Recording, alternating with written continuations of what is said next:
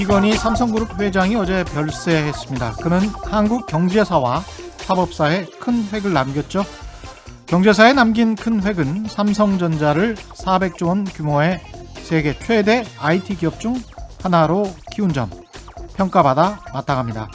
사법사에 남긴 큰 획은 뇌물 공여 등으로 2번이나 유죄 확정 판결을 받았죠. 2번이나 유죄 확정 판결을 받고도 2번 다 사면받았습니다. 또 그럼에도 단 한 번도 구속당한 적이 없는 사상 최초의 인물이었다는 점에서 큰 획을 남겼습니다. 문제는 앞으로죠. 이건희 회장이 그 가족들에게 물려놓은 재산과 삼성그룹의 승계 문제입니다. 국내 언론 벌써 상속세만 10조 원 넘을 것이다. 유족들을 걱정하는데요. 크게 걱정하실 필요 없습니다. 국내 언론은 이건희 회장이 남긴 18조 원대의 주식만 이야기하고 있는데요.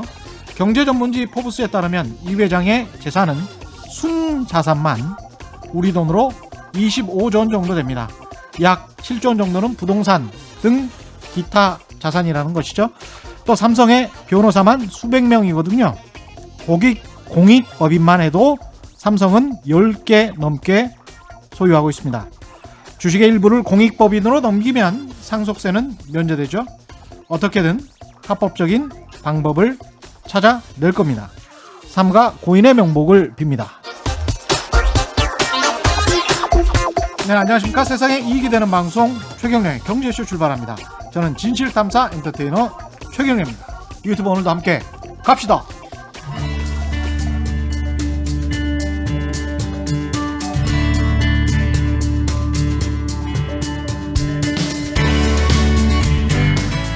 경제방송 아무거나 들으면 큰일 납니다.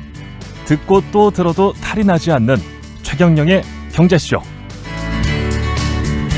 네, 오늘은 오랜만에 모시는 아주 반가운 얼굴입니다. 오건영 신한은행 IPS 본부 부부장과 함께 환율을 비롯해서 세계 금융시장 미 대선까지 두루두루 알아보겠습니다. 안녕하십니까? 네, 안녕하십니까? 그 직책이 바뀌셨어요? 아, 예, 그냥 예. 저기 이제 그 은행에서는 그 부부장직이 팀장직이 이제 부부장이 돼서요. 그대로 이제 수평 이동한 겁니다. 아, 승진은 아니시고요? 아, 네, 아예 아닙니다. 아, 그때 팀장이셨는데 아, 네, 부부장이라서 아, 예. 승진하신 걸로 축하드리려고 그랬는데. 아, 아닙니다. 아, 그래요? 네. IPS 본부 이거는 뭐 하는 데입니까? 인베스트먼트 프로덕트 서비스라고 해가지고요. 예. 투자 상품에 관련된 서비스를 이제 제공하는 곳입니다. 아, 지난번보다 더 좋은 곳으로 가신 겁니다. 아, 이제 뭐 좋다 나쁘다기보다는 이제 또 제가 이제 할 일이 이제 새롭게 생긴 거죠. 아, 열심히 그래요? 해보겠습니다. 예. 계속 영전하시는 것 같아서 반갑습니다. 감사합니다. 예. 오랜만에 나오셨는데 일단은 지금 상황이 우리가 다 그 미국 재정 부양책 한 번 더 나올 거다. 네. 그다음에 뭐 대선 이후에는 더 큰 게 나올 거다. 그다음에 대선은 어떻게 돼 가고 있지 뭐 이런 것만 지금 생각을 하는데 네. 지금 상황은 어떻게 보세요? 이제 올해 중반하고도 또 사뭇 다른 것 같아요. 그러니까 올해 예. 장이 참 재밌다라고 생각을 하는데, 예. 근데 이제 권투 선수가 권투를 할 땐 양팔을 쓰지 않습니까? 그렇죠. 그 양팔이라고 따지면은 예를 들어서 국가에서 경기 부양책을 생각한다면 두 가지가 양팔, 있습니다. 예. 네. 그러니까 오른팔로는 이제 통화 정책이 있을 거고요. 통화 정책. 왼팔로는 재정 정책이라는 게 존재할 텐데요. 그렇죠. 지금은 시장이 이제 오른팔이 날아오는 거에 대해서는 크게 신경을 안 쓰고 있습니다. 예. 신경을 안 쓴다라는 표현보다는 기대감이 거의 낮아졌다라고 생각이 좀 되고요. 그렇죠. 지금은 이제 왼팔만 기대를 하고 있는데 그래서 왼팔 재정 정책만? 예, 그렇습니다. 재정 예. 정책인데 오늘도 저도 이제 아침에 출근하면 요즘 구글에다 딱 쳐놓고서요. 이제 그 스티뮬러스 톡이라고 해가지고 예. 이제 경기 부양책에 대한 논의잖아요. 예. 그거하고 이제 낸시 펠로스죠. 이제 그 민주당에서 그 경기 부양책에 대한 키를 쥐고 있는 예. 그 사람들 이름을 이제 그 클릭을 해놓고서 최신 순으로 계속 소팅하면서 봐요. 어떤 예. 뉴스가 올라오나. 그러니까 이제 저뿐만 아니라 시장에 있는 모든 참가자들이 다 경기 부양책 하나, 재정 정책에 목을 메고 있습니다. 근데 여기서 이제 말씀드리고 싶은 거는 얼마 전만 해도 페드가 사주니까 괜찮을 거야. 페드가 돈을 풀어주니까 괜찮을 거야. 그러니까 중앙은행이 쓰는 건 통화 정책이고요. 정부가 쓰는 건 재정 정책이지 않습니까? 그렇습니다. 이게 시장을 볼 때 이제 두 가지가 매우 중요하다라고 생각을 합니다. 그 두 가지가 뭐냐면 한 축에는 성장이 있을 거고 한 축에는 금리가 있을 겁니다. 예. 성장이라는 거는 뭐 이제 어떻게 보면 실물 경제하고 정부가 좌지우지를 할 거고요.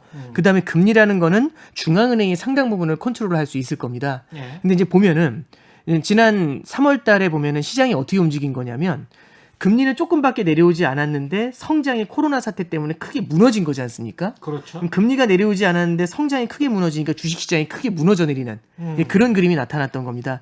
그럼 이게 어떻게 바닥을 잡았는데? 라고 생각을 해보면 이 성장이 내려온 것 이상으로 페드가 금리를 확 잡아내리면서 예. 무제한 양적 완화도 하고 회사채도 사주고 이제 별의별 짓을 다 하죠. 그래서 립 서비스도 어마무시하게 예. 해줬습니다. 그러면 이제 여기서 볼 수 있는 거는 성장이 주저앉는 축보다는 그 금리가 내려오는 속도가 훨씬 빨랐기 때문에 시장을 밀어 올린 거잖아요. 그렇죠. 그러면 이제 첫 번째 생각을 해보는 겁니다. 그럼 그 이후에는 시장이 어떻게 움직였을까? 굉장히 뜨겁게 반응을 했는데요. 이유는 두 가지입니다. 첫 번째는요. 성장이라는 건 반드시 되돌려질 수밖에 없다. 올라올 수밖에 없다라는 확신이 있는 거죠. 왜 그런 거 하니? 백신이라는 것에 대한 소식이 계속해서 들려오잖아요. 예. 그리고 코로나 사태라는 거는 기존에 있는 금융위기하고는 달라서 시간이 일정 수준 지나서 코로나 사태가 잠잠해지면은 그때는 경제 주체가 파산한 게 아니기 때문에 집에서 나와가지고 일을 하면 그때부터는 경제는 빠르게 정상화될 수 있다. 이런 기대감이 굉장히 컸겠죠. 예. 그러니까 첫 번째는 성장은 반드시 올라온다. 시간 문제일 뿐이다라는 기대감. 이게 1번이고 두 번째는 페드가 하는 짓을 보니까 페드는 얘가 올라오는 그 순간까지 돈을 풀 수밖에 없어. 얼마든지 풀 수 있어. 이제 그런 생각을 하니까 뭐든지 페드가 더 해줄 거라는 금리는 더 내려갈 수밖에 없다라는 기대감. 예. 이 두 가지가 있는 거죠. 잠깐만 좀 이제 정리를 해드리면 예. 3, 4월에 주식시장이 오른 거는 성장이 내리는 속도보다 금리가 내려앉는 속도가 더 빨랐기 때문이고요. 예. 이건 실질적인 액션에 기여한 겁니다. 근데 두 번째는 이제 그 이후에 주식시장이 오른 거는 성장은 반등할 거란 기대. 예. 두 번째는 금리는 더 내려갈 거란 기대죠. 예. 그러니까 실질적으로 나온 건 없는데 기대가 굉장히 컸다라는 겁니다. 엑스펙테이션 심리였다? 자체죠. 예, 그렇습니다. 예. 심리인데 예. 근데 이제 잠깐 생각해 보면은 이 심리가 처음에는 어디에 많이 가 있었냐면 금리 쪽에 방점을 찍고 있었던 것 같아요. 그렇죠. 그래서 금리 쪽에 방점을 찍으니까 어떤 얘기를 하냐면 무제한 양적 완화 해주세요. 회사채 사주세요. 마이너스 금리 해주세요. 수익률 곡선 통제수요. 별의별 얘기가 다 나왔습니다. 예. 근데 이제 여기에 대해서 페드가 이제 대응했던 건 뭐냐면 지난 5월 달부터 마이너스 금리에 대한 기대는 확실히 내려버렸어요. 그건 우리하고 상관없어요. 라고 하면서 딱 내려버렸고요. 예. 그러니까 시장이 그러니까 마이너스 금리 대신에 그러면 수익률 곡선 통제라도 해주세요. 그러니까 지금 그게 뭔지를 설명하는 거는 시간 관계상 큰 의미는 없으니까요. 예. 그러니까 수익률 곡선 통제라는 선물을 주세요라고 했는데 예. 걔도 이제 사실 시간 질질 끌다가 7월 달에 뭐라고 하냐면 이거는 우리 논의를 할 때 테이블 위에는 있을 건데 당장 우리가 급하게 도입할 건 아닌 것 같다. 예. 이렇게 하면서 사실상 드랍을 시켜버리죠. 예. 그 다음에 얘기했던 건 회사채 사주세요인데 회사채는 사줄게! 라고 얘기는 했거든요. 근데 실제로 얼마 사줬냐면 7,500억 달러만큼 사준다고 했는데 현재 사준 건 130억 달러 정도 사줬습니다. 얼마 안 아직도 사줬죠. 그거밖에 안 사줬어요? 지금 아예 안 사주고 있어요. 왜 예. 그런 거 하니 이 회사채를 사줘봤자 큰 의미가 없다라는 거죠. 회사채를 샀는데 이제 페드에서 사준 회사채가 뭐냐면 버크셔 해서웨이라고요. 예. 저 이제 워렌 버핏의 회사입니다. 그렇죠. 그러니까 이제 신문 기사에 딱 나죠. 페드가 코로나 사태로 인해서 충격을 받은 그런 경제 주체를 위해서 회사채를 매입해줬다. 그럼 그 충격을 받은 경제 주체가 누구냐? 워렌 버핏이다. 이런 얘기를 하는 거죠. 그러니까 사람들이 되게 야 이건 뭐냐 이제 이런 얘기를 하면서 오히려 페드 정책에 대해서 비난을 하게 되는 예. 그런 일이 벌어지는 겁니다. 그러다 보니까 회사채 매입도 되게 뭐라고 해야 될까? 그러니까 영어 단어로는 렐럭턴트라는 표현이 맞을 텐데 예. 뭔가 이제 되게 해야 되는 적절한. 것 같은데 이제 예. 뭔가 좀 하기는 어려운 이제 굉장히 좀 그래서 아주 느린 속도로 진행이 되는 겁니다. 그 사실상 지금 어느 정도 멈춰섰기 때문에 저것도 기대할 게 없어. 이제 이런 거고요. 마지막으로 그러니까 시장이 되게 실망할 법할 때 마지막에 나왔던 게 이제 평균 물가 목표제라는 게 나왔습니다. 예. 근데 평균 물가 목표제도 아주 애매모호하게 끝나버렸어요. 얘기가. 그러니까 이제 시장에서는 그거죠. 페드 쪽에서 나오는 페드가 무엇이든 다 해줄 거라고 생각해서 막 패키지를 갖다 쫙 나열을 했는데 예. 이게 다 하나 지워지는 그런 모습을 보면서 예. 이건 뭐지? 라는 생각을 한 겁니다. 그러면서 이쪽에서는 사실 지금 당장 기댈 건 없을 것 같아 라고 하면서 통화 정책 쪽에서의 기대감은 많이 희석되는 모습입니다. 그러니까 주식시장이 팍팍 밀어 올리던 게 사실 지난 9월 이후에는 사실 옆으로 기는 모습이 좀 나타나고 있죠. 예. 그러면 이 금리 사이드에서 금리가 내려갈 거라는 기대감이 많이 희석이 된다라면 이제 우리는 그 시선을 어디로 옮기게 되냐면 성장 사이드를 봐야겠죠. 그럼 성장을 갖다 밀어 올릴 거라는 기대를 추동하는 게 뭐가 있냐면 첫 번째는 백신이 있을 겁니다. 예. 근데 백신에 대한 기대가 사실은 굉장히 백신 나온다는 얘기를 5월 달부터 계속 했는데 나온다 한 다음에 아니야 나온다 미안해 나온다 미안해 이렇게 왔다 갔다 하니까 이건 뭐지 하면서 이 기대도 사실은 크진 않은 것 같아요. 예. 그럼 유일하게 남은 건 딱 하나죠. 선물 패키지죠. 재정정책이라는 패키지 하나 남은 겁니다. 예. 그러니까 시장은요. 지금 시장을 계속해서 추동해서 밀어 올려줄 수 있는 선물을 기대합니다. 예. 그러면 처음에는 작은아버지가 줄 줄 알았더니 아버지도 안 주시고 작은아버지도 안 주면 삼촌한테 가야죠. 예. 그래서 계속해서 재정정책한테 지금 목을 메고 있는 거고요. 재정정책을 통해 가지고 돈을 갖다가 2조 달러 정도를 풀어준다고 할 때 예. 그 키를 갖고 있는 게 트럼프와 민주당과 공화당이다 보니까 예. 그 사람들이 하는 얘기에 지금 집중하는 겁니다. 결론은 정리해드리면 기대에 의해서 오른 시장이죠. 얘를 밀어 올리려면 그게 드림스 컴퓨터가 돼야 됩니다. 예. 그 기대가 현실화돼야 되는데 기대가 현실화될 수 있는 곳이 지금 현재는 재정정책이라는 곳 쪽에 지금 집중이 돼 있으니까 다들 여기 하나 나오는 뉴스에 목을 메고 있는 그런 형국이다라고 생각이 됩니다. 지금 말씀하신 거를 제 방식대로 정리를 해보면 네. 이게 맞는지 한번 봐보세요. 네. 달러는 많이 풀었어요. 네, 금리도 거의 0%로 내렸어요. 네, 그런데 시장이 원했던 것만큼 채권 매입도 하지 않고 네, 수익률 곡선 통제도 하지 않으면서 말로는 어루만져 주는데 네, 실제 액션은 안 합니다. 네, 그렇죠. 왜냐하면 페드는 미국 연방준비은행은 그거는 우리가 할 일은 아닌 것 같아. 네, 그 정도 되면 우리는 시장에 개입하는 게 돼버려. 네, 그래서 우리가 거기까지는 못 들어가고 나머지는 성장 정책으로 미국 정부 당신들이 해야 돼. 정부와 국회가 네.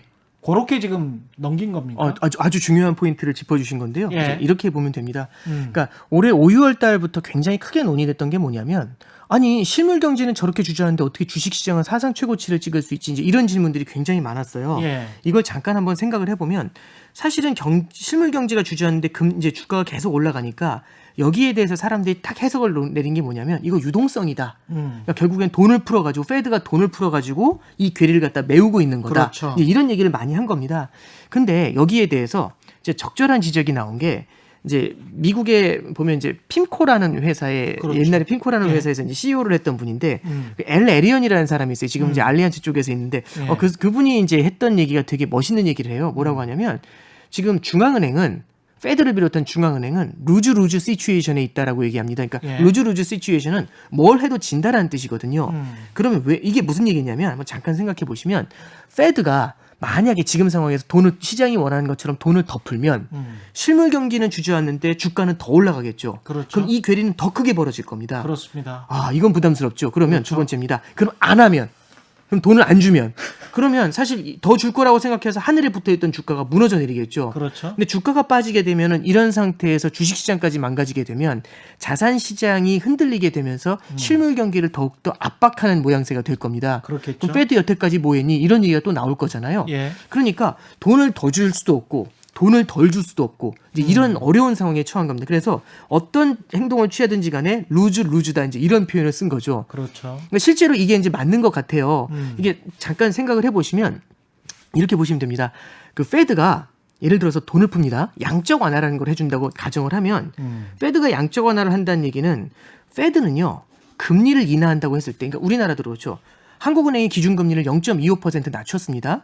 그러면 기자님한테 0.5% 낮추고 저한테 0.25 낮추고 누구한테는 0.7% 낮추고 이렇게 하는 게 아니라 모두에게 균등하게 0.25%가 낮아지는 그림이 나타나죠. 예. 그러니까 페드는요 누군가한테 돈을 쥐어줄 수가 특정한 누군가한테 수혜를 줄 수는 없어요. 그냥 사회경제 전반에 고루 영향을 주는 겁니다. 자, 그럼 어떻게 되는 거냐면 페드가 양적 완화라는 걸 한다면서 은행들이 보유하고 있는 국채를 삽니다. 그럼 은행이 보유하고 있는 국채를 사면서 은행한테 돈을 넣어주겠죠. 그럼 은행은 현금이 생길 겁니다. 그럼 이 은행이 이 현금을 갖고 무엇을 할까? 대출을 해주거나 자산을 사드리겠죠. 예. 그럼 어떤 자산을 살까? 어떤 대출을 해줄까? 이걸 생각해 보는 겁니다. 그럼 은행들 입장에서 경기가 이제 굉장히 안 좋잖아요. 이런 상황에서 되게 지금 코로나로 인해서 충격을 많이 받은 서민한테 대출을 해줘야 되나?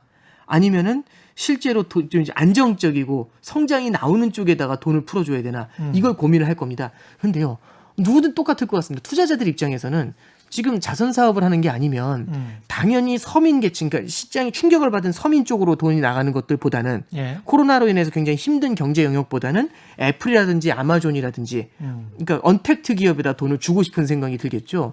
그럼 언택트 기업들 입장에서는 엄청난 호재를 만납니다. 왜냐하면 코로나 사태로 인해서 언택트 기업은 매출이 오히려 늘어날 거라는 수혜였죠. 기대가 생겼죠. 예. 두 번째는 뭐냐면 너도 나도 언택트 쪽으로 돈을 밀어주려고 하는 겁니다. 너무 많은 돈이 풀리니까. 예. 이 돈이 언택트 쪽으로 쏠리니까요. 음. 그럼 언택트 기업들 같은 경우는 너도 나도 돈을 빌려주려고 하면 누구한테 돈을 빌리냐면 가장 낮은 금리를 부르는 쪽에다 돈을 빌릴 거예요. 그렇겠죠. 그러면 매출은 증가하는데 금리는 낮아지죠. 그럼 재무 구조가 좋아질 겁니다. 매출은 높아지는데 금리가 낮아지면 손익이 팍 뛰겠죠. 예. 주가는 기업 이익의 함수라고 했습니다. 예. 그럼 주식시장은 하늘을 날아가는 그런 느낌이 나오는 겁니다. 그러면 사실상 앞뒤 딱 자르면요. 페드가 양적 완화를 하면 양적 완화를 한 돈의 상당 부분이 어디로 가냐면은 언택트 기업 쪽으로, 그러니까 이렇게 성장을 하는 그런 큰 대기업 쪽으로 자금이 흘러 들어간다. 이렇게 생각을 할 수가 있겠죠. 예. 그러면 실제로 돈을 풀어가지고 충격을 받은 경제 영역에 돈이 들어가는 게 아니라 오히려 자산 시장의 버블을 갖다가 더욱더 크게 만드는 역할을 하니까 페드 입장에서도 굉장히 고민이 많을 겁니다. 그래서 이 얘기를 딱 이제 파월 의장도 받아가지고 이제 9월달 FOMC 때 뭐라고 얘기를 하냐면 이런 얘기를 해요. 9월에 이제 저는 이 얘기를 들으면서 되게 많이 이제 되게 고민이 많으시구나 이 느낌을 받았는데요. 뭐라고 하냐면 페드는 중앙은행은요 돈을 갖다가 빌려주는, 그러니까 렌드를 해주는 거지 돈을 누군가를 위해서 스펜드를 할 수는 없다고 해요. 그러니까 스펜드는 쓴다는 얘기죠. 그렇죠. 페드는 특정한 누군가한테 돈을 줄 수는 없다라고 합니다. 그렇겠죠. 페드가 금리를 낮춰도 모두에게 똑같이 적용이 되고 예. 그러니까 누군가를 특정해가지고 돈을 줄 수 없기 때문에 그러면 렌드하고 스펜드라는 말씀이 나왔지 않습니까? 예. 빌려주는 거하고 주는 거는 엄청난 차이를 갖고 있습니다. 그렇죠. 돈을 준다는 얘기는요. 제가 지금 100만 원이 있습니다. 돈을 주면 그냥 거리에다 그 돈을 갖다 쭉 뿌립니다. 그런 다음에 저는 집에 가도 돼요. 왜? 이거 돌려받을 생각이 없으니까. 예. 그냥 뿌리면 되죠. 예. 그런데 렌드라는 건 예. 돈을 줄 때 뭘 고민해야 되냐면 돌려받을 걸 고민해야 되죠. 그렇죠. 그럼 무슨 생각을 해야 되냐면 관상을 봅니다. 내 돈을 갚아줄 수 있을까? 이 생각을 딱 할 수밖에 없게 되는 거죠. 그러면서 사전에 엄청난 고민을 많이 하게 되죠. 그렇죠. 심사를 할 수밖에 없는 겁니다. 그러면 돈을 빌려줄 때 누구한테만 빌려줄 수 있냐면 신뢰성이 있는 쪽에만 돈을, 내 돈을 확실히 돌려줄 수 있다는 믿음이 가는 쪽에만 돈이 갈 수밖에 없는 거죠. 그렇죠. 그러면 애플하고요.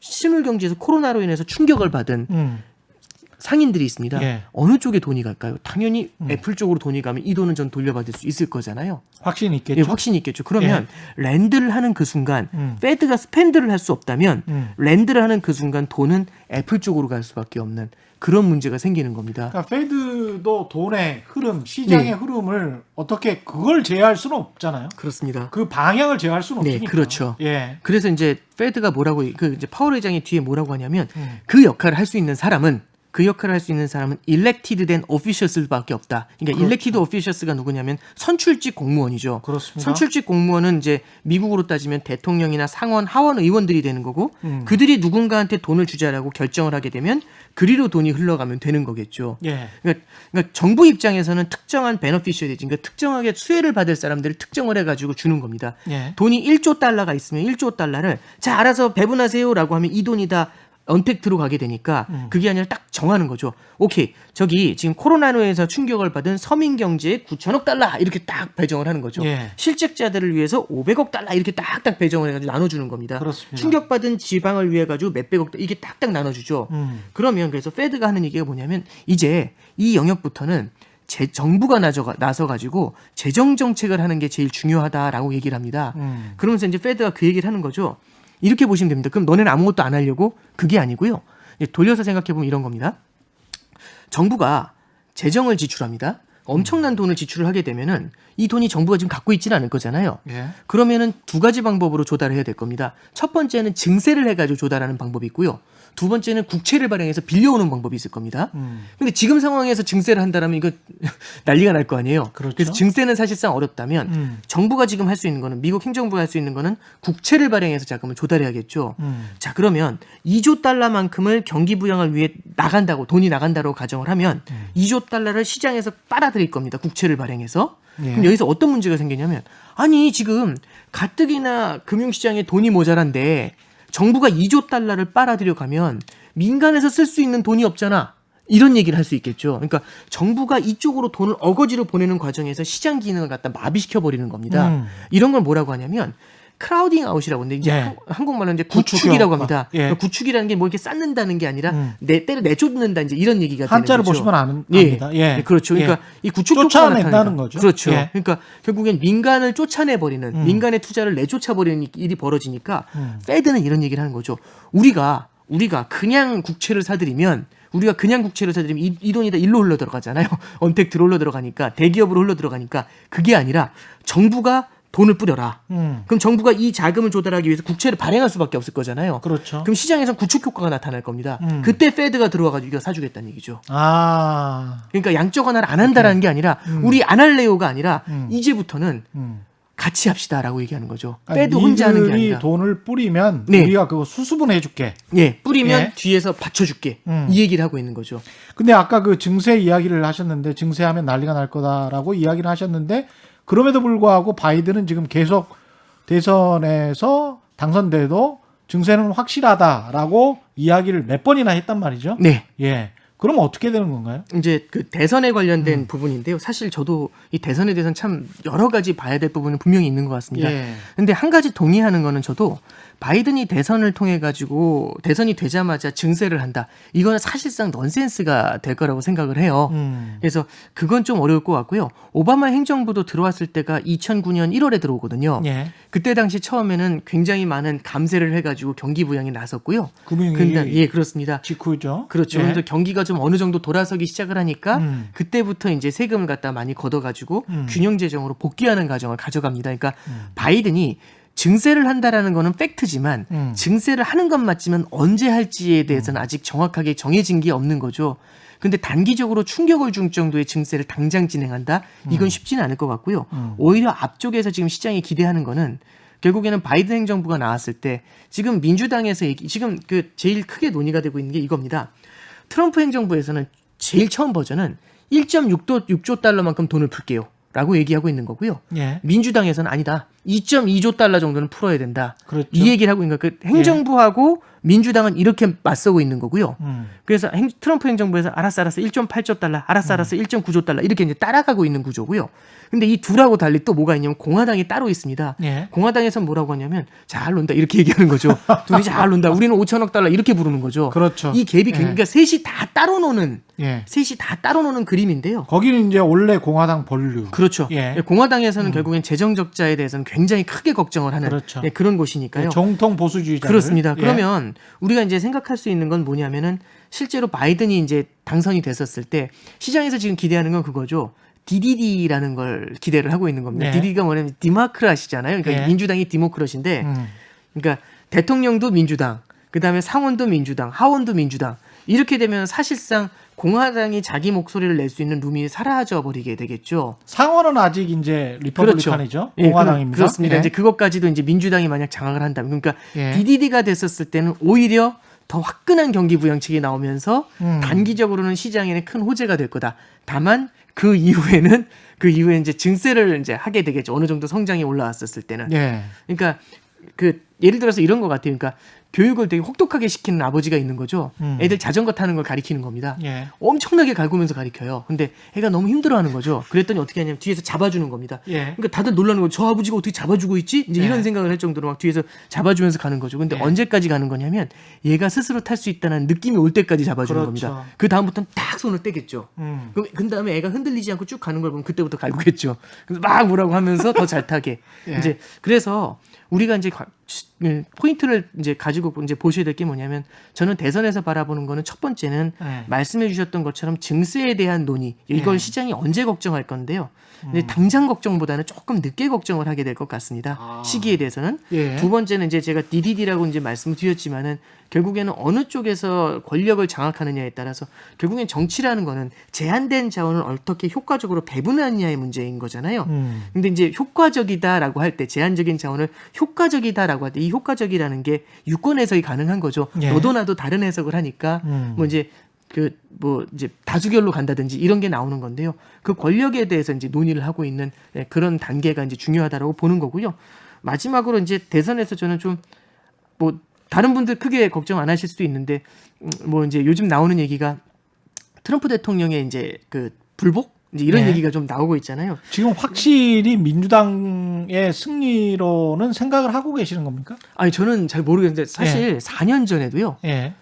그날 아침이었던 것 같아요. 미국 대선 날 아침에 뉴욕타임즈인가 어디서 워싱턴 포스트인가 어디서 이제 기사 나온 게 그 힐러리 후보 당선 확률이 90%다 이런 얘기까지 나왔었는데 그랬었죠. 예. 다 뒤집어져 버렸죠. 그래서 저는 뭐 대선 결과를 예측하거나 그러진 않습니다. 근데 그냥 좀 생각하고 있는 거는 만약에 이제 이런 시나리오는 두렵다라는 거죠. 뭐냐면은 트럼프 대통령이 이제 민주당이 이제 당선이 됐는데 트럼프 대통령이 불복을 하는 그런 과정이 그럼 이제 사실 시간이 많이 끌려갈 수도 있는 그렇죠. 거지 않습니까? 예. 그러면 지금 시장이 긴장하는 건 오매불명 지금 뭘 기다리고 있냐면 부양책이 언제 나오나 그것만 기다리고 있어요. 근데 불확실성이 또 두세 달 가버리면. 그렇죠. 그러니까 이런 겁니다. 빨리 치료를 해줘야 되거든요. 예. 치료만 해주면 되지 뭐가 문제 그게 아니죠. 적시에 치료해 주는 게 훨씬 더 그렇습니다. 중요할 수 있죠. 예. 그럼 시간이 끌려간다라는 거는 경제에는 굉장히 좀 치명적인 역할을 할 수도 있다. 이제 그런 가능성이 좀 있기 때문에 방을 안 빼버릴 가능성이 있는 거죠, 트럼프가. 예, 그렇죠. 이제 그게 뭐 물론 이제 결과적으로는 어떻게 될지는 모르겠지만은 예. 결국에는 뭐 이제 나중에는 해결은 되겠지만 시간이 질질 끌려가다 보면은 경기부양책 도입에 대한 적시성, 그렇죠. 예, 거기에 대한 우려가 되게 커질 수 있는 예, 그런 포인트들을 우리가 조금 생각을 해봐야 되지 않을까라고 좀 보고 있는 겁니다. 일단 그렇게 재정 정책까지는 좀 정리를 해봤고요. 네네. 이런 상황이 계속되면 그러니까 돈도 풀었어요. 그다음에 재정 정책을 통해서 또 돈을 풀 거예요. 그리고 그걸 말씀하신 대로 페드가 어느 정도 막아주기로 했어요. 네네. 그렇다고 하면 미국의 달러 약세는 계속된다. 아 예. 이렇게 봐야 됩니까? 그러니까 저는 이제 그 환율을 볼 때도 예. 되게 중요한 포인트가 있다라고 보는 게 성장을 봐야 되고 금리도 봐야 된다고 생각을 합니다. 예. 그러니까 이제 마찬가지로 시장을 볼 때하고 똑같은 거지만은 성장을 봐야 된다는 게 한국가의 성장이 강하게 나오면요. 이 나라의 성장이 강하게 나오면 이 나라 성장의 과실을 따먹기 위해 가지고 해외에 있는 많은 투자자들이 이 나라로 들어가게 돼요. 자국의 통화를 팔고 투자 대상 국가의 통화를 사서 들어가겠죠. 만약 미국의 성장이 강하게 나온다면 원화를 팔고 달러화를 사서 미국에 투자를 하겠죠. 그렇습니다. 그럼 달러화에 대한 수요가 늘어나면서 달러가 강세로 갈 겁니다. 근데 많은 분들이 이 부분은 조금 이제 간과하는 경향은 그렇습니다. 있어요. 예. 두 번째는 금리입니다. 더 높은 금리를 준다라는 얘기는 그만큼 달러화가 시장에 덜 풀려 있기 때문에 돈의 가치가 올라가는 거죠. 너도 나도 달러를 원하는데 달러화에 진짜 공급이 많지 않으면 제발 그 달러 주세요. 금리 더 드릴게요. 예. 이런 거지 않습니까? 그래서 예. 금리가 더 높다라는 거는 달러화를 보유했었을 때의 매력을 높여주기 때문에 너도 나도 달러를 사서 들어가게 됩니다. 그래서 성장이라는 축도 봐야 되고 금리라는 축도 봐야 됩니다. 그럼 통화가 언제 가장 약세로 가냐면 성장이 삐걱했을 때 예. 그러면서 금리도 막 낮아질 때 그렇죠. 이때는 두 가지가 같이 주저앉잖아요. 지금이죠. 그러면 예, 그렇습니다. 예. 그러면 달러가 매우 빠른 속도로 약세로 갈 수 있거든요. 근데 이제 우리는 이렇게 생각을 해보시면 됩니다. 이 독특한 케이스인데요. 금리를 내렸는데 이 금리를 내리면서 돈을 뿌렸는데 이 돈이 되게 효율적으로 쓰이는 겁니다. 예. 그래서 굉장히 강하게 성장을 추동해줘요. 그럼 다시 한번 보시면 성장과 금리가 있다고 말씀드렸지 않습니까? 예. 금리를 낮췄는데 성장이 세게 올라와요. 이 금리 인하의 영향으로. 예. 그러면 통화의 약세가 예. 제한이 될 수 있겠죠. 금리 진정될 사이드에서는 것이고. 약세지만 성장 예. 사이드에서는 강세를 반영하니까 두 개가 사실상 약세의 속도를 상당 부분 조정해 줄 수 있겠죠. 그렇겠습니다. 꿈 같은 얘기다라고 생각하실 수 있지만 이게 소설 같은 얘기처럼 들릴 수 있지만 작년을 잠깐 보시면요. 작년 하반기를 봅니다. 작년 하반기로 가보면 미국 페드는요. 금리를 3차례 인하해요. 그럼 달러가 약세로 가야 되잖아요. 그렇죠. 그게 아니라 미국이 금리 인하를 하니까 가뜩이나 좋은 미국 경제에 불을 붙이는 거거든요. 그렇죠. 그러니까 미국 경제 성장이 훨씬 더 강해진다는 생각이 드니까 미국이 금리를 3번 낮췄음에도 불구하고 달러가 활활 탑니다. 네. 달러 초강세가 나와요. 코로나19 이전을 지금 그렇습니다. 말씀하시는 겁니다. 코로나19 이전이죠. 그러니까 예. 성장이 추동이 된다라면 금리를 낮추더라도 성장이 추동된다라면 그 나라 통화가 마구잡이 약세로 가지는 않을 수 있죠. 그렇습니다. 자, 그럼 이 얘기를 앞에 말씀드렸던 거하고 연결을 해볼게요. 앞에 뭐라고 말씀드렸냐면 돈을 막 푸는 게 있고요, 페드가. 예. 아니면 재정의 사이드에 뒤에 붙어가지고 함께 공조를 해서 밀어붙이는 방법이 있어요. 그렇죠. 그럼 어디가 더 효과가 있느냐라고 생각을 하면 잠깐 보시면 이런 겁니다. 한 국가에 10,000명의 사람이 있죠. 그러니까 예를 들어서 1억을 풉니다, 돈을. 예. 한 사람한테 9,900만 원이 가고 나머지 100만 원을 나머지 9,999명이 나누는 거하고 이게 1안입니다. 그러니까 예. 빈부격차가 엄청 심한 거죠.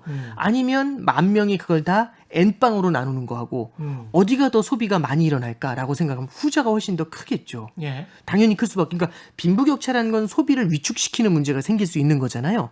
그러면 지금 당장 성장세를 갖다 빠르게 추동할 수 있으려면 서민 경제 쪽으로 돈이 흘러가게 해주면 되잖아요. 예. 근데 그게 아니라 자꾸 워렌 버핏한테 돈이 가니까 문제가 되는 건데 그러면 금리를 낮추더라도 페드가 돈을 풀더라도 이 돈이 어디를 향할 것이냐를 본다면 이게 일로 가는 게 아니라 만약에 실물 경제의 성장을 추동할 수 있는 쪽으로 돈을 밀어낸다면 예. 돈을 풀더라도 성장이 나와줄 수가 있겠죠. 있죠. 예. 그러면은 달러의 약세는 일정 수준 제어가 될 수도 있지 않나라는 생각이 드는 거고요. 그래서 그 시점은 한 내년 정도로 보시는 건가요? 뭐 시점까지는 저도 좀 예. 말씀드리기는 어렵겠지만은 그러니까 시기를 맞춘다는 것 자체는 그렇죠, 사실은 그렇죠. 불가능한 것 예. 같아요. 근데 이미 페드가 그런 형태의 스탠스를 취하고 있는 거죠. 그래서 앞서는 제가 이제 페드가 단순히 스펜드 랜드만으로 그건 국내적인 요인이죠. 그러니까 자산 시장하고의 어떤 실물 경제와 자산 시장의 괴리를 갖다가 해결하기 위해서 재정 정책하고의 공조를 얘기하는 부분도 분명히 있지만 두 번째는 저는 급격한 달러 약세에 대한 우려 예. 이 부분도 반영을 했기 때문에 효과적인 돈풀기를 안 할 수가 없으니까 돈을 풀더라도 효과적으로 돈을 풀어야 된다. 이쪽에 지금 컨센서스를 가져가고 있다라고 생각을 해요. 예. 그래서 지금 미국에서도 보면은 고용지표 쪽이 조금 꺾여 나가는 모습이 있는데 지난 5월, 6월만 됐으면 딱 이 정도 꺾이잖아요. 페드에서 바로 발표했을 거예요. 자, 무제한 양적 완화, 2탄, 시즌2 이런 얘기 했을 텐데 지금은 그런 얘기 별도로 안 하고 있죠. 예. 이게 뭐냐면 달러 약세까지 대내적으로는 돈의 효율적인 사용, 대외적으로는 달러 약세에 대해서 상당 부분 신경을 쓰고 있는 거라고 저는 그렇게 생각합니다. 너무 달러 약세로 가면 안 된다. 네. 왜냐하면 어차피 또 달러로 그렇게 많이 찍어낸 돈에 관한 이자, 네. 원금까지 다 갚아줘야 되기 때문에 네, 너무 또 달러 약세로 가면 힘들잖아요, 미국이. 네, 그렇습니다. 예. 이게 이제 달러 약세에 대해서는 여러 가지 측면들을 좀 볼 수가 있는데요. 그러니까 달러가 약세로 가는 게 건 좋은데 달러가 급격한 약세로 가는 건 안 좋을 수가 있습니다. 그렇습니다. 왜냐하면 지금은 사실 만나보잖아요. 올해 3, 4월만 해도요. 달러는 영원히 강세일 것 같은 얘기들을 되게 많이 했어요. 그렇습니다. 예. 근데 최근에 보면은요. 만나는 분들마다 달러 약세는 이제 대세다. 되게 그런 말씀들 많이 하시거든요. 그렇습니다. 그러니까 시장 분위기가 확 바뀌어 있어요. 그러면 모두가 달러가 약세로 갈 거라고 생각하는데 실제로 달러가 팍팍 떨어지는 모습이 나타나요. 그럼 어떻게 되냐면 아 이제 바닥이다 이게 아니라 달러를 그냥 바닥까지 밀어버립니다. 우우 하면서 쏠림이 나타나게 되겠죠. 예. 이게 사실상 시장에서의 군중심리나 하나의 쏠림 같은 겁니다. 그렇죠. 그래서 사실 그 미국에서도요. 달러 약세가 그냥 서서히 나타나는 게 아니라 팍팍 무너져 내리잖아요. 그럼 기축통화로서의 달러에 대한 밸류가 그 지위가 흔들려 버릴 그럴 가능성이 있습니다. 예. 그러면 상대적으로 저 바깥에서는 이제 호시탐탐 그 기회를 노리는 위안화가 있죠. 그렇죠. 그래서 이제 이런 데 대한 불편함이 분명히 저도 좀 존재할 거라고 생각하고요.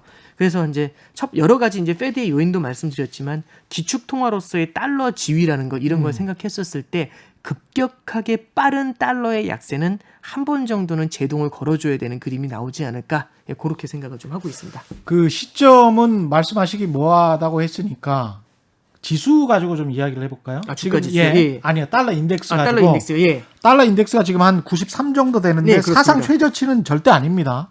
뭐 이 정도 됐었던 수준도 꽤 있었고요. 네, 그렇습니다. 그렇죠? 네. 그러니까 이제 이게 어느 정도까지 떨어질지는 모르겠지만 어느 정도 선에서 페드나 미국 정부가 네. 야, 이 정도면 네. 우리는 무역 수지 흑자도 조금 거둘 수 있고 그다음에 나라비 갚기도 적당하고 이 정도에서 우리는 쭉 갈래라고 하는 그 정도의 어떤 지수 포인트가 있을까요? 이제 포인트까지 뭐 제가 뭐 이 점수다 여기가 바닥이다 뭐 이렇게 하기는 좀 어렵겠지만 예. 그냥 흐름을 말씀을 드리면 네. 이제 말씀해 주셨던 것처럼 지금 달러 인덱스가 93인데 예. 달러 인덱스가 70까지 내려간 적도 있습니다. 예, 그렇죠. 그러니까 금융위기 전후에 예. 가지고 70까지 내려간 적도 있었고요. 야 그럼 내려갈 놈이 한참 남았네. 금융위기 때 보면은 그 이전에 달러가 서서히 약세로 가요. 2002년부터 계속 한 5년 동안 약세로 갑니다. 그러니까 예. 예를 들어서 달러가 약세로 가더라도 그게 널리 퍼져가지고 서서히 약세로 가잖아요. 그럼 폭락한다라는 두려움은 없는 거죠. 그러니까 시장이 그냥 스며들게 만드는 그런 방법이 있는 건데 중요한 건 달러가 만약에 크게 떨어져 버리면 얘는 걷잡을 수 없이 무너질 수도 있지 않습니까? 속도를 말씀하시는 네, 그렇습니다. 예. 그러니까 정도도 중요하지만 속도도 중요한 겁니다. 예. 하나 더 말씀을 드리면 그럼 달러가 빠르게 약세로 갔던 때가 언제 있었는가라고 하면은 2018년도 1월 달을 보시면 그 2018년도 1월 달 말에 달러 인덱스가 88을 찍고 그때 네. 바닥을 찍고 위로 올라가기 시작을 해요. 예. 지금 현재는 93 정도 되고요. 자, 그러면 레벨은 과거의 93보다 밑에 있었다는 걸 하나 말씀드렸습니다. 그렇습니다. 두 번째 말씀드릴 건 뭐냐면 달러 인덱스라는 건요.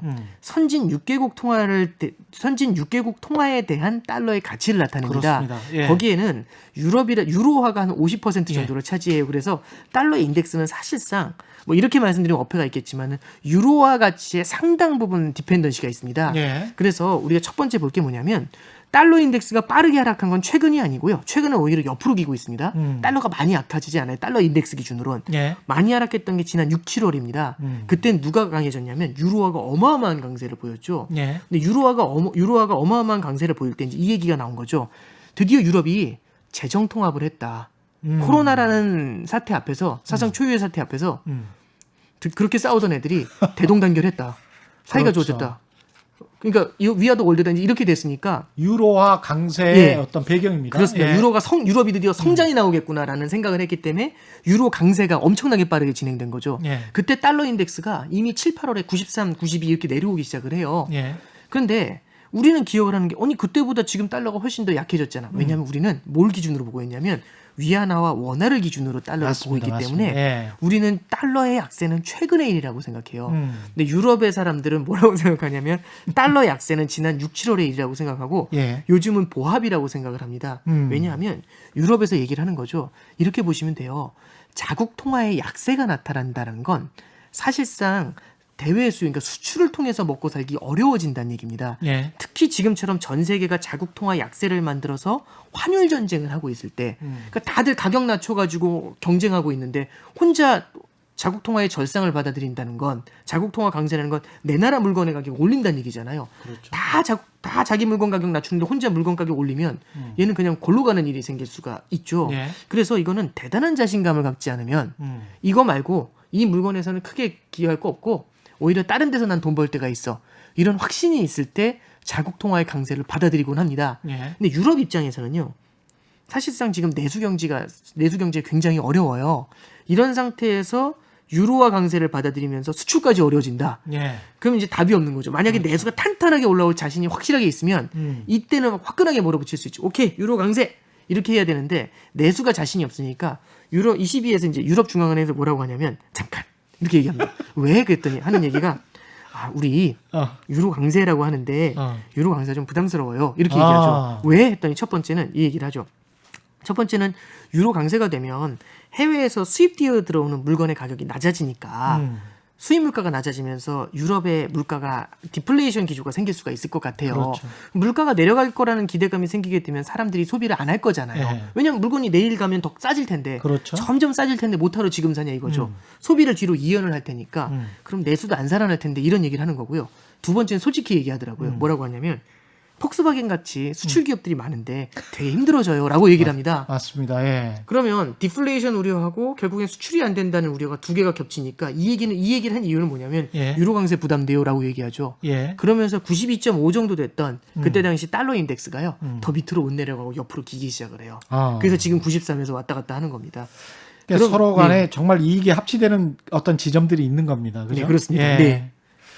그러면 우리 입장은 이제 중국 위안화하고 약간 좀 연동되는 측면이 있는데, 네, 그렇습니다. 예, 네. 어떻습니까? 위안화는 계속 강세로 지금 가는 걸로 보여지는 겁니까? 이제 저는 그 유로존하고 중국도 되게 비슷하다고 물론 중국이 유럽보다는 상황이 더 좋다라는 거에 대해서는 이제 동의를 합니다만, 예, 근데 저기 유로존하고 좀 비슷한 여건들은 있는 것 같아요. 그러니까 이렇게 보시면 됩니다. 예, 중국도요. 지금 이제 이렇게 생각을 하시면 될 것 같아요. 성장과 금리라는 말씀을 드렸지 않습니까? 미국의 성장과 금리라는 게 있었고 중국도 성장과 금리라는 게 존재할 겁니다. 미국은 성장이 꺾였고요. 그 다음에 금리가 낮아졌습니다. 매우 빠르게 낮아졌어요. 그런 상태에서 중국은요 지금 성장세가 전 세계에서 코로나 사태 딱 이후에 전 세계에서 플러스 성장을 하는 주요 경제국은 중국밖에 없다고 합니다. 그럽니다. 중국에서 플러스 성장을 하고 있고요. 그 다음에 중국은요. 이제 뭐라고 얘기하냐면 대수만관이라는 표현을 써요. 그러니까 마구잡이로 돈을 푸는 걸 대수만관이라고 한대요. 제가 이제 중국어는 잘 모르겠지만 이제 그냥 중국 인민은행에서 했던 얘기 그대로 인용을 하면 그런 다음에 대수만관보다는 점적 관수라는 방법을 쓰겠답니다. 예. 그게 뭐냐면 이제 특정한 지점에다가 관리된 상태에서 돈을 뿌리겠다 이제 이런 얘기인 것 같아요. 예. 그러니까 뭐냐면 아까 전에 페드가 같이 정책 공조를 해가지고 돈을 타겟팅을 해서 뿌리겠다 이제 이런 얘기를 한 걸 그렇죠. 말씀드렸잖아요. 예. 그러니까 그런 식으로 돈을 효과적으로 뿌리겠다라고 얘기를 합니다. 그러면 중국은 성장이 나오는 상태에서 돈도 많이 안 뿌립니다. 그랬더니 중국의 금리가요. 미국 금리가 지금 많이 올라서 한 0.8 되거든요. 예. 중국 금리는 지금 얼마냐면 3.2까지 올라와 있습니다. 3.1? 3.1, 3.2 이럽니다. 괜찮네요. 그러면 그렇죠. 금리 차이가 크죠. 성장의 예. 차이도 납니다. 예. 그럼 중국으로 돈이 흘러 들어가겠죠. 예. 근데 재밌는 게 뭐냐면 중국은 금융시장이 막혀 있어요. 폐쇄적인 금융시장이거든요. 그렇죠. 그러면은 중국이 암만 금리가 높아도 돈이 흘러가질 못할 겁니다. 근데 중국이 요즘 하고 있는 게 뭐냐면 금융시장 개방하면서 문을 열기 시작을 합니다. 예. 그러면 양쪽의 금리 차하고 성장의 괴리가 이렇게 큰 상태에서 문을 엽니다. 그럼 자금이 중국 쪽으로 흘러 들어가겠죠. 문을 열면 여는 순간 더 많은 자금이 흘러 들어갈 거라는 생각이 드니까 3%를 먹을 수 그렇죠. 있으니까. 시장에선 기대감이 더 커질 겁니다. 아, 달러를 팔고 위안화를 사야 돼라는 그런 생각들을 훨씬 더 강하게 하게 되겠죠. 이 문을 여는 족족이. 아. 예, 그러면 중국 입장에서는 위안화의 강세라는 게 나타나게 될 거거든요. 예. 근데 이제 이런 생각을 하면 될 것 같아요. 중국도 지금 현재 기업 부채 비율이 굉장히 높습니다. 근데 그 기업 부채 비율이 대부분 뭐냐면 수출 공기업들의 부채 비율이 되게 높거든요. 그렇죠. 그러면 중국 입장에서는 위안화의 절상을 받아들일 필요는 있을 겁니다. 왜냐하면 그렇게 큰 나라가 언제까지 대외 수요, 그러니까 수출이 의존해서 먹고 살 수는 없잖아요. 그렇죠. 10억이 네. 넘는 인구가 계속 다른 나라의 수요, 다른 나라 경기 보면서 살 수는 없잖아요. 그래서 내수를 키워야 될 필요가 분명히 있을 텐데 이렇게 보시면 되죠. 수출이 막 망가지고 있잖아요. 수출이 막 망가지고 있는 상태에서 이걸 갖다가 수출이 막 망가져도 내수를 확 끌어올려가지고 부양을 하면 된다. 이러면 균형이 맞을 테니까 이건 괜찮아요. 근데 내수라는 게 확 끌어올리기가 생각보다 쉽지는 않죠. 그리고 내수가 수출과 또 연계되는 측면이 굉장히 그렇습니다. 많습니다. 예. 네. 왜냐하면 수출 기업들이 만약에 빠르게 위축이 되면서 구조 조정이 빠르게 일어나잖아요. 예. 그럼 여기 있는 사람들이 굉장히 많은 사람이 실업자가 되겠죠. 그 사람들은 중국인 아닙니까? 그렇죠. 그럼 예. 그 사람들이 내수를 사실 내수의 주력이 되는 사람들인데 예. 이 사람들이 돈을 벌 수가 없게 되면 예. 내수가 올라가는 것도 굉장히 어렵겠죠. 그럼 제일 좋은 방법은 뭐냐면 내수를 서서히 달궈주는 겁니다. 그렇죠. 내수를 서서히 달궈주는 상태에서 수출을 갖다 서서히 완만하게 구조조정하는 거니까 이렇게 가게 만들어줘야지 예. 막 이렇게 할 수 있는 게 아닌 겁니다. 예. 그러면 여기서 이제 우리가 볼 수 있는 게 뭐냐면 중국도 똑같은 유럽하고 똑같은 고민을 할 수밖에 없다는 거죠.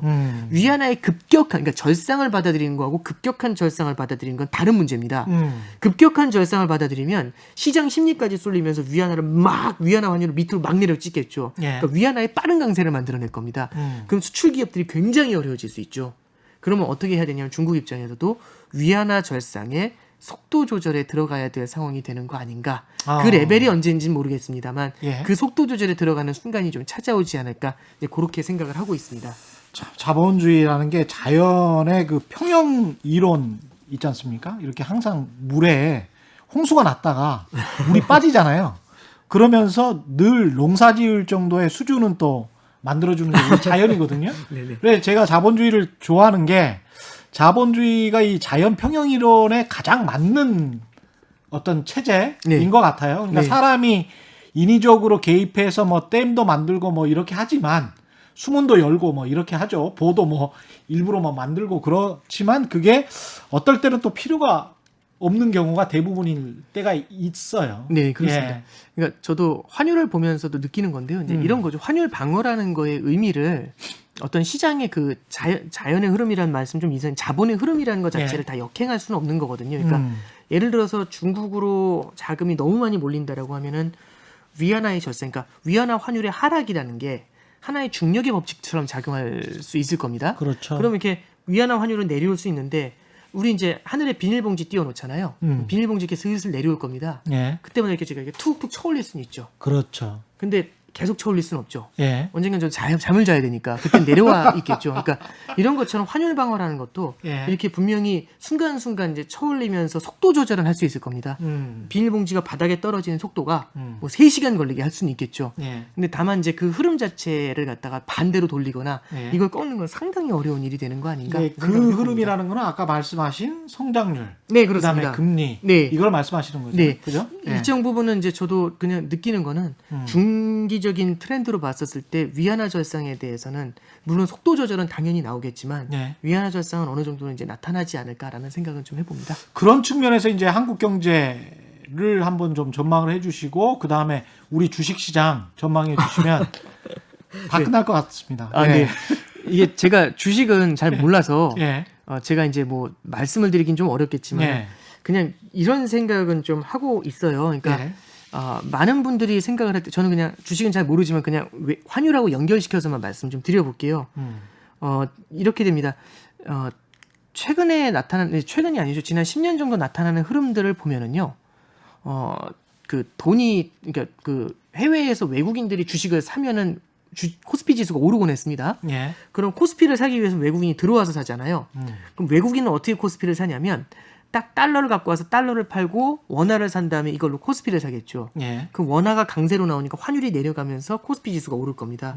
그러니까 원화 강세하고 코스피 지수 상승하고 하나의 페어처럼 작용하는 거죠. 짝으로 나타나는 겁니다. 그럼 반대로 그러면은 외국인이 도망가면 코스피를 팔고 그렇게 받은 원화를 팔고 달러를 사서 나가겠죠. 그렇습니다. 그러면 그러니까 원화 가치는 떨어지면서 환율이 뛸 거고요. 예. 그런 다음에 코스피 지수 내릴 겁니다. 그렇습니다. 그럼 이런 반대의 움직임, 그러니까 코스피는 떨어지는데 환율이 뛰는 그런 그림이 나타나겠죠. 그래서 예.